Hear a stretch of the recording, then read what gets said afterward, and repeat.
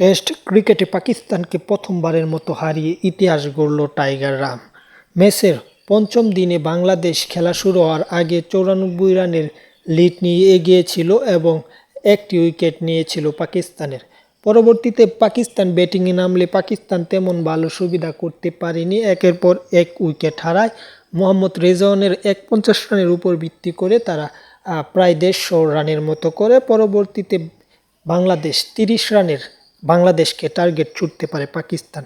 30 রানের টার্গেট বাংলাদেশ কোনো উইকেট না হারিয়ে ম্যাচটি জিততে যায় এবং এই জয়ের মাধ্যমে সিরিজে 1-0 এগিয়ে যাওয়ার মাধ্যমে টেস্ট চ্যাম্পিয়নশিপে পয়েন্টও পেল। পাশাপাশি বাংলাদেশ নতুন একটা ইতিহাস গড়ল এবং 10 উইকেটে জয়ের টেস্ট ক্রিকেটে বাংলাদেশের এটি আরেকটি ইতিহাস বলা যায়।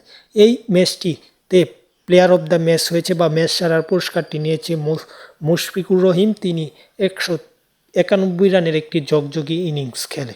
সব কিছু মিলিয়ে বাংলাদেশ প্রথম দিকে ভালো খেলে এবং শেষেও ভালো খেলেছে এবং মেহেদী হাসান মিরাজ নিয়েছে 3 উইকেট এবং সাকিবও নিয়েছে 3 উইকেট।